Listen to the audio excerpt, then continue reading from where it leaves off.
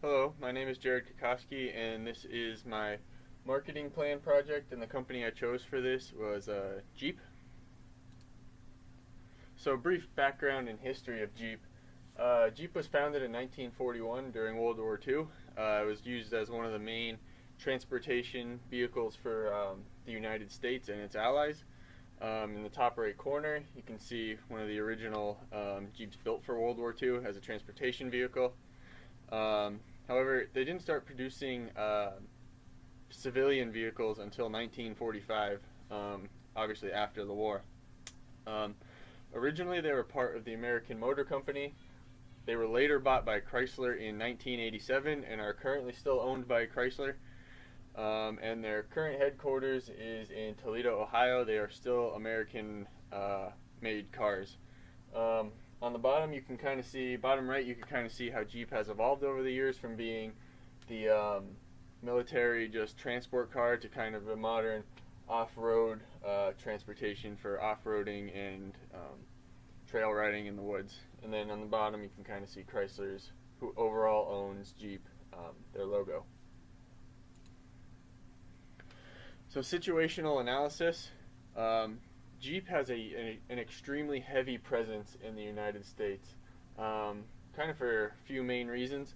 One is because of their original founding during World War II, which kind of taps at the roots of Americans having that history and knowledge that this was one of the main vehicles used to help spur victory for the Allies during World War II, and it gives it that sense of durability and validation that it's a high quality vehicle. Also, Americans have a high history and loving for the outdoors, and Jeep excels at making outdoor off-roading vehicles, SUV vehicles. Like you can see here, basically all of their commercials you're going to see almost always involve some sort of outdoors. Here you have a Jeep in the woods on a trail near mountains, kind of that exploration and getting people, the fun and adventure out of life. So they do have a few opportunities. Like I said, they are extremely heavily present in the United States. They do have some foreign presence, but not nearly as much as the United States. So there is opportunity for foreign expansion. Last year in 2017, they sold approximately 1 million vehicles, and over 80% of that was solely in the United States and over 90% in North America. So they do have a large portion of the world they could expand to grow sales. Some other opportunities they have would be to develop new models. Jeep is very traditional. You can kind of see from that original Jeep you saw from 1941 in the previous slide. It's a very boxy and rectangular design. And then you saw on the bottom, the other one was also the modern one was even boxy and rectangular. So it has a very old and historic design, and there are people who like that traditional design of Jeep, but we're in 2018 now, and there are a lot of people who want modern designs. That's also what this new model is pictured here. This is the Jeep Renegade. It's kind of their version on a new, more modern design, but still keeping with the overall Jeep framework and sport utility vehicle design. Kind of evens out the curves on there and has a nice body flow to the vehicle. So that's kind of the new modern look they're looking for.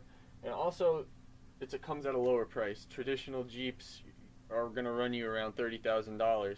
These new Jeeps, they are smaller, more compact, which is also something society is looking to. They don't want the large gas guzzlers, something more economical, more fuel efficient. It also comes at a cheaper price because of its smaller size. So part of the reason they have this heavy presence in the United States is because they have a reputation for quality, durability, and performance.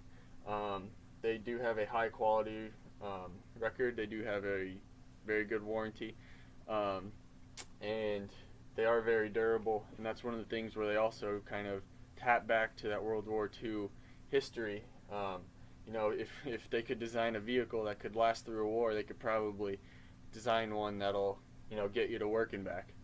And then also for performance, if you look at some of Jeep's commercials and advertising, they have some pretty intense commercials of their vehicles making it over some extreme terrain. So their vehicles do perform real well. They can easily get you over paved roads and to work and back, but they also are designed to get you over some extreme obstacles and things like that if you decide to take it off-roading or through the woods or on trails or anything like that. So some competitors, the main two are Toyota and Land Rover. Toyota, this vehicle pictured up top with their logo, they aim for the more, for those looking into the off-road or SUV classification, they kind of target the more lower income areas, not lower income as in, poor and deprived, but just the lower income areas. That's a cheaper vehicle than a Jeep. However, Land Rover is on the absolute opposite end of that. They are absolutely a high quality, top tier, supreme vehicle. It is an absolute luxurious vehicle, and they're top of the line, top tier, and those vehicles are very high class, very expensive. They do have vehicles over $100,000. So where Jeep kind of falls into this is kind of in the middle. You have Toyota with their model kind of targeting the people who want to pay a less expensive price for a quality vehicle. Jeep falls kind of in the middle between Toyota and Land Rover, who is way at the top, kind of targeting that middle class area where people want to pay for a car, $30,000 to $40,000, not over $100,000 for a Land Rover. Customers. So during the research, there wasn't really a particular target base that Jeep went after, or customers that were particularly into Jeep. It was almost 50-50 male and female. I believe it was 47 female and 53% male customers. There are all ages. There's young people like me. There's older people that want it for the tradition dating back to the world that own very old Jeeps. So it's a very broad range from just learning driving to people who want it for the historical factor. But the average age of an owner is about 44. And like I kind of said, it's that kind of middle upper class area. You're not going to get extremely rich people. Now they can, but generally they would go for a Land Rover. And you're not going to get the lower class people to buy a Jeep. So the average income is about $90,000, which kind of puts you in that upper middle class range, like I stated before. They do have the capacity for a family vehicle. The average customer does have children and a family. They do have family cars, not all off-road. You can kind of see on the bottom, that's the Grand Cherokee. That's their luxury model for family use. So they do offer daily drivers, something like this. They do have other models like the Renegade in the last picture, and even the Wrangler is a daily driver. But then they do have that off-road capacity for those who want to seek off-road and adventure, get out in the woods on the trail, go up and down mountains. And you can kind of see they can go over some very extreme obstacles in terrain through lakes, rivers, streams, over obstacles, rocks, anything like that, logs. So it does bring a sense. They do target those who want a sense of adventure. Bring that excitement of, jumping over rocks, things like that, making it over obstacles. So the 4 Ps, product, place, price, and promotion. Their only product they really have right now are sport utility vehicles. Now they do have about 6 different models of sport utility vehicles. The Wrangler, the Grand Cherokee, the Renegade like you've seen, and there's a couple other ones. And they all kind of fall in different ranges and targets, but in general, that's all they make right now is sport utility vehicles. Place, like I said, their main target is the United States. They are very, very heavily concentrated in the United States. Almost all their manufacturing and dealerships are in the United States, so then it's hard to get it across seas. However, they are starting to expand internationally. like that new Renegade, the traditional Jeep models don't sell very well across seas because usually Europe and those kind of countries are kind of progressive. They look for small cars, better fuel efficiency, gas economy, stuff like that, which Jeeps aren't known for. So they are trying to push that new Renegade, which is the smaller, more compact, more modern design, to Europe and expand their sales. Price, so they do have a wide price range. That Renegade is one of the cheaper models. It is smaller, but it is one of the cheaper, and you can get one starting about $18,000. However, once you get into the Grand Cherokee and the Wrangler, when you buy those top-end models with all the bells and whistles, you're looking at upwards of $60,000. So there is a wide price range. They can drop to the lower price spenders and also to the mid, low, high-level price spenders. Mainly for their promotions, it's mostly print ads and television ads, and basically, again, like I said, it's almost always outdoors. You're looking at them go over trails, over logs, through rivers, up mountains, people enjoying the outdoors, adventure seekers. Almost all their print and television ads will have that kind of connotation. And they also do promotion through actual examples. You'll see them, at fairs, at fundraisers, at concerts, at races, stuff like that, and you can take their vehicles for a test drive over some trails and bumps and stuff like that. So they do it through physical examples as well. The Ansas model, market penetration, they have, in America, they almost own, I won't say own, but they do have a very heavy presence there. They have the two most popular SUVs in the United States, being the Wrangler at number 1 and the Grand Cherokee at number 2. So they do have a very heavy presence and a very good hold on the United States market. But like I said, if you move outside the United States, they do not have that presence, as their model and design isn't as well accepted in other countries. Product development, for a very long time they were held on that boxy design that I mentioned before, box and square design vehicles.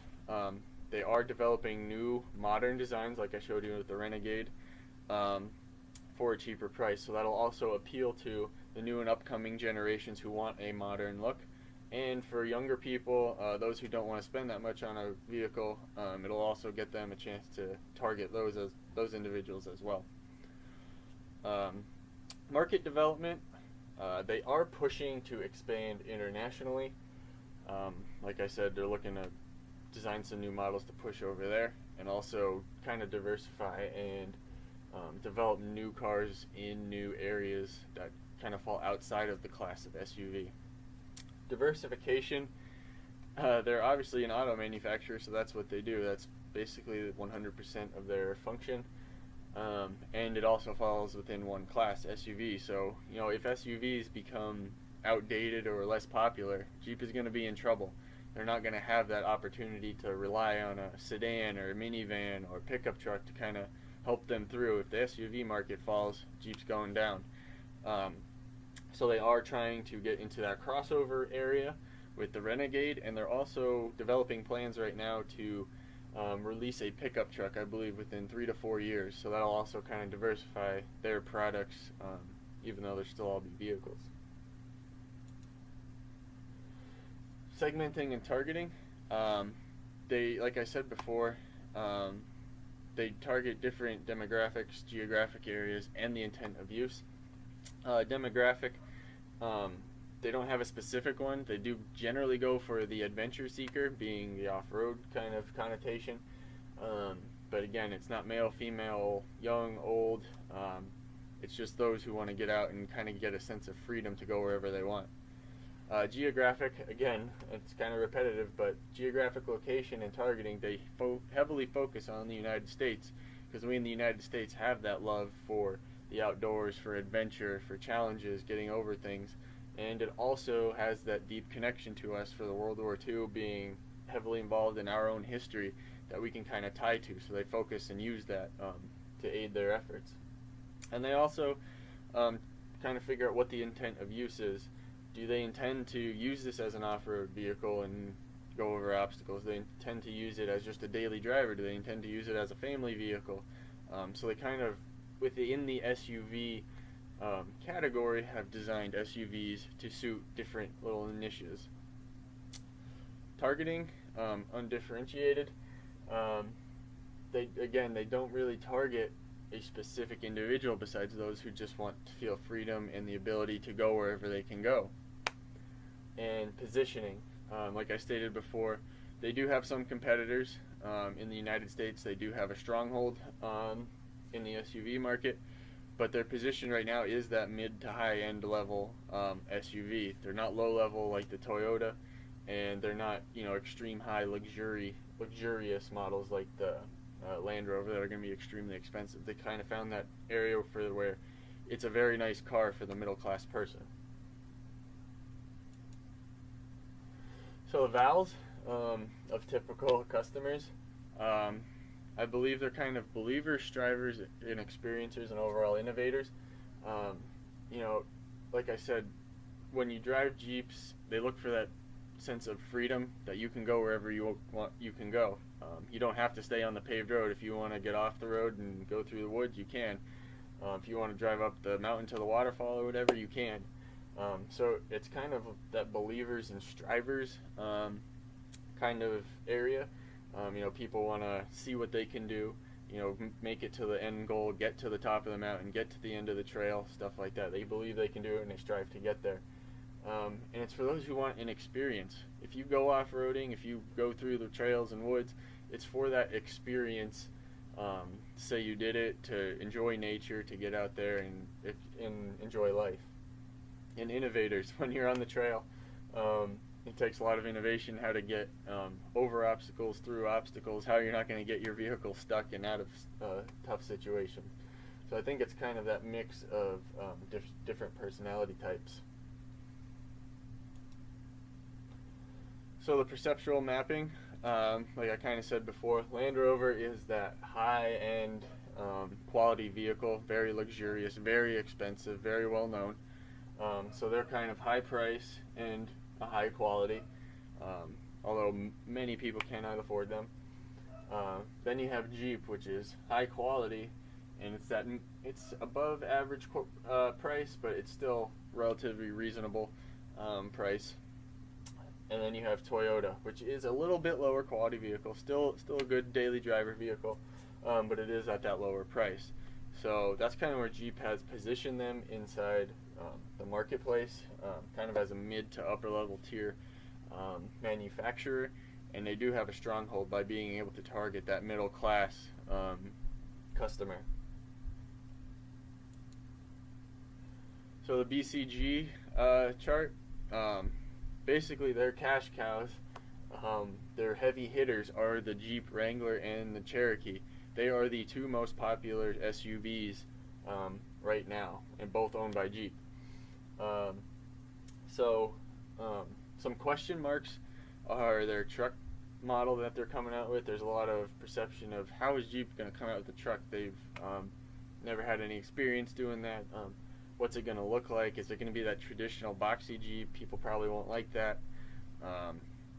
So future stars, that Renegade, that new model they came out with, the new modern design, the smaller, the compactness of the vehicle, the fuel efficiency, that's kind of their star right now. They're selling a lot of them because it's modern, it fits with the time, and consumers like that. And their dogs, the Patriot, it's a very old design. Not many people like it anymore. It's not in style, and it's kind of designed like the Wrangler, but it doesn't have that off-road ability, so it's kind of a boxy look that just gets you to work. So that's kind of the BCG on their products. So their mission and vision, their mission is to build cars and trucks people want to buy, will enjoy driving, and will want to buy again. That's kind of where they get with that off-road capability and that extreme performance. They want people to be able to take these out and have fun wherever they are, not just on the road.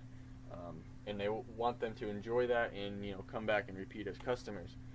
And also designing with a purpose. That is extremely true with having the extreme capability of Jeep. Everything that's put into their design has to have a purpose and a function. to perform well on and off road. Um, and they also have a strict code of conduct to ensure ethical business practices and improvement of both the company and society. This is this code of ethics applies to all employees, full-time, part-time, all vendors they're associated with, all contractors, anyone who represents Chrysler and Jeep has to abide by this company to ensure they are acting appropriately and not hurting society. So the SWOT analysis, strengths of Jeep, they have a very strong brand name, especially in America. It's a very reputable name. Strong reputation, high quality, high capability and performance. There's a high customization level. There isn't a vehicle in the entire world you can customize as much as a Jeep Wrangler or Jeep Cherokee. There is an enormous amount of aftermarket parts and to customize your vehicle exactly how you want it. Some weaknesses, they do have a relatively high price in general besides the Renegade. Excluding the Renegade, you're looking at upper 20s, probably $30,000 average for the car. They mainly target in the United States, which is another weakness. So if the United States decides, hey, we don't really want Jeep anymore, maybe we'll go with the Land Rover, Jeep won't have an external market to fall back on since they're not concentrated really anywhere else. And another weakness is low fuel efficiency. We all know nowadays everything is pushed to get greener, higher fuel efficiencies, electric cars, so their lower fuel efficiency does hurt them. Opportunities, global expansion, again, only concentrated in the United States. They do have the opportunity to push internationally, especially with their new Renegade. Another opportunity is to develop new vehicles meeting modern tastes. So they have the Renegade, but what about updating the Wrangler to a modern taste? That hasn't changed in 40 years. What about coming up with a modern large size SUV, something more like a Escalade or something like that? So they do have a wide variety they can kind of expand their growth in, and they're also coming out with the truck in a couple of years. So they are expanding, but they do have a lot of potential to expand and even get into sedans and everyday driver cars. And they can also develop a luxury vehicle. If they develop a luxury vehicle, they could compete with Land Rover and potentially take some of that business. Some threats. Rising gas prices, like I said, they're not very good on fuel efficiency, so then it's going to be expensive to buy one, but then it's also going to be expensive to drive it and keep it going because of their poor fuel efficiency and gas rising. So that's a threat. And also electric and fuel efficient vehicles and the push to go greener in society. So all of those combined kind of are a threat on Jeep's performance. So some creative strategies, Jeep constantly uses print and television ads with their Jeeps kind of going over tough terrain, up mountains, across streams, over logs, over rocks, going to the top of a mountain. And they always find a way to put a spin on it to kind of make it connect to people. And they also use those ads to pull at the hearts of the older generation who have that connection to World War II. Maybe their parents were in World War II, maybe their grandparents were in World War II. So they kind of use that reputation to, kind of coax people in. There are many good commercials they have with the Jeep progressing through a war and developing into what it is today. And one thing they can do is begin advertising internationally. Jeep has a very strong marketing team here in the United States, but internationally, again, they don't really push it that much. So that's something they can grow with when they start developing new models that will sell better internationally. So conclusion and recommendations. Continue to push that off-road capability and American tradition in the United States. It sells very well. People in the United States want to be able to go in the woods, want to be able to tackle obstacles. It's kind of in a lot of people's nature. And also that World War II tradition, that taps at a lot of heartstrings of older generations and even those who just appreciate history. I think they do need to have a more aggressive advertisement for vehicles as daily drivers. They do put out this perception that Jeeps are only good for off-roading, but there's no reason you can't drive them to work every day, drive the kids around, just use it as a daily driver. They can also diversify their product lineup. Currently, they're all SUVs. So again, if the SUV market decides to drop off, Jeep doesn't have anywhere to go. So they are coming out with the Jeep in a couple of years. They do have the current Renegade, which is an SUV crossover type of car. So that's kind of a little different than the rest. But again, they're all really SUVs right now. So they do have the truck, and potentially they could get into a luxury SUV, still an SUV, to compete with Land Rover, but they could also potentially get into sedans or family cars or things like that. And then finally, they got to start marketing in foreign countries. You can't just rely on the United States, especially with prices and how things are in other countries. And selling 1 million cars in 1 year is very good for a company, but when it's 80% America and 90% North America, it's kind of struggling with your business. So that's my analysis on Jeep and how they could potentially increase sales, how they can market it, and look for a better future. Thank you.